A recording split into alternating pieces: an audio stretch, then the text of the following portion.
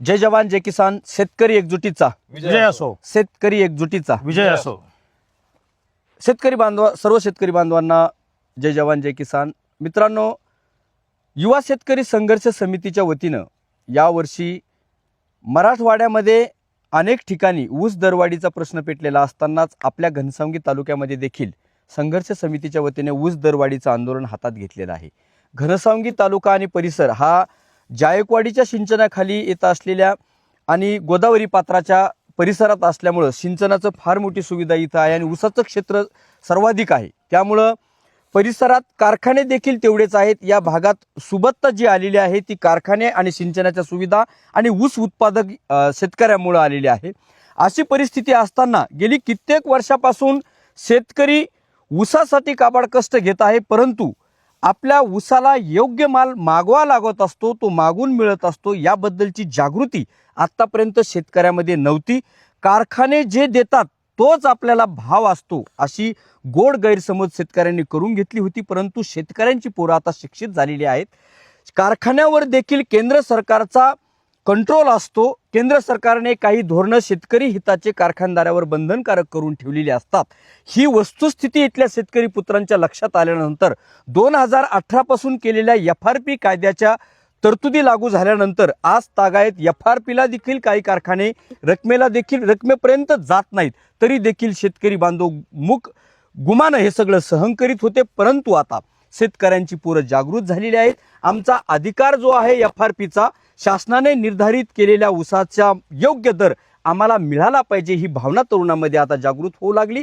कारखान्यांना ते प्रश्न विचारू लागले आणि त्या माध्यमातून चांगल्या पद्धतीचा लोकशाही आणि संविधानिक मार्गाने आंदोलन करून आपल्या ताब्यामध्ये आपले रास्त दर घेऊ लागले. ही खरोखर एक मोठी क्रांती या निमित्तानं सुरू झालेली आहे. मागच्या अनेक दिवसामध्ये माजलगावमध्ये ज्या युवा शेतकरी संघर्ष समितीच्या पुत्रांनी लढा उभा केला आणि 400 रुपयाची वाढ त्यांनी पदरात टाकून घेतली. परभणी जिल्ह्यामध्ये सायखेडा असेल, अनेक कारखान्यावर देखील असे आंदोलन, कालचं पंढरपुरामधलं झालं आंदोलन. म्हणजे शेतकरी आता जागृत झालेला आहे. हे शेतकरी आणि कारखाना यांच्यामधले क्रॅसेस नाहीत, हे त्यांच्यामधलं भांडण नाही, तर त्यांच्यामध्ये समन्वय साधून सुद्धा आम्ही या प्रश्नावर तोडगा काढण्याची वेगळी भूमिका आमच्या तालुक्यात आमची आहे की चर्चेतून तोडगा निघावा. सरकारनं ठरवून दिलेले निर्धारित भाव शेतकऱ्यांना देण्यात यावे आणि ते चर्चेतून मार्ग सुटावे, याबाबत आम्ही प्राथमिक स्तरावर चर्चेतून प्रश्न सोडण्यासाठी आग्रहित आहोत. अशाच सगळ्या भूमिकेतून जात असताना संघर्ष समितीने आंदोलन उभं केलं. जनजागृती आम्ही गावागावात जाऊन केली. लोकांना देखील आता पटायला लागले की खरं यार, आपल्याला भाव वाढ पाहिजे. ऊसाला 25 वर्षापूर्वी 25,000 30,000 रुपये फक्त लावणीसाठी लागायचे. आता तो खर्च 50, 55 ते 60 हजारापर्यंत गेलाय. तोडणी येऊच तर ऊसाला, तोडणी आल्यानंतर ही जर आपण परिस्थिती पाहिली, बांधानी निघत नसल, JCB आणून इथं 2-3 तास JCB चालवायला लागतोय. कदाचित एखादं ट्रॅक्टर फसतं, त्याचं टायर फुटतं. इतकं भरमसाठ खर्च वाढलाय. लावणीपासून तर तोडणीपर्यंतचा खर्च प्रचंड वाढलाय. पण ऊस दरात जर पाहिलं, मागच्या 25 वर्षात सुद्धा फार बदल झाला नाही. 500 ते 600 रुपयाचा बदल फक्त 10 वर्षामध्ये झालेला आहे. तेवढीच खर्चाच्या तुलनेत असंख्य वाढ झालेली आहे. म्हणून आमचं म्हणणं एकच आहे, रिकव्हरी कमी येते. आता हीच तुलना आपण करत असताना पश्चिम महाराष्ट्रात जर आपण बघितलं तर आता पश्चिम महाराष्ट्रातले जवळपास 99% कारखाने 3500, 3400, 3600, 11.20 आणि 11.50च्या आजच्या रिकव्हरीला भाव देतात. मग आमचे साधे सोपे प्रश्न आमच्या डोक्यात पडायला लागले की बाबा, जर 11.20च्या रिकव्हरीला 3500, 3400 पर्यंत भाव पश्चिम महाराष्ट्रात येतो, ते त्याच जाती लावतात, आम्ही त्याच जाती लावतो, आमच्या भागात तीच आम्ही मेहनत घेतो ऊसासाठी, मग आमचं नेमकं चुकतंय कुठं? आम्हाला एवढी रिकव्हरी कमी का येते आणि एवढा भाव कमी का भेटतो? हे साधे सिंपल प्रश्न डोक्यात घेऊन आम्ही कारखानदाराशी चर्चा करून या बाबतीतले प्रश्नच मांडायला चाललो, त्यांच्याशी भांडायला नाही चाललोत.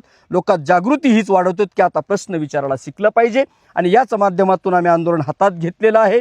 आता कारखानदाराशी काही चर्चा प्राथमिक स्तरावर झालेल्या असल्या तरी त्यातून अजून सोल्युशन मिळालं नाही. म्हणून संघर्ष समिती आपल्या या मागण्याबाबतीत ठाम आहे आणि इसारा सभा जी ठेवली त्याचं कारण आहे, त्या दिवशी आम्ही आंदोलनाची पुढील दिशा सांगणार आहोत. युवा शेतकरी संघर्ष समिती आयोजित इसारा सभेसाठी दिनांक 18 डिसेंबर गुरुवार रोजी सायंकाळी 4 वाजता तीर्थपुरी येथे जिजामाता चौक, दुर्गादेवी मंदिरासमोर मेन रोड, तीर्थपुरी या ठिकाणी आपण मोठ्या संख्येने ताकदीनं जर एकत्र आलात, तुमच्या मनात जर खरोखर असेल तर ऊसाला आता खर्च वाढलाय, भाववाढ सुद्धा मिळाली पाहिजे, तर नक्की या भावांनो. आणि ही चळवळ जनचळवळ बनावी, लोक चळवळ बनावी आणि या माध्यमातून रास्त भाव तुमच्या पदरात पडावा एवढीच प्रामाणिक भावना आमच्या सगळ्यांची आहे. त्या माध्यमातून हे आंदोलन उभं आहे. आपण मोठ्या संख्येने याल ही अपेक्षा व्यक्त करतो. थांबतो. जय जवान जय किसान.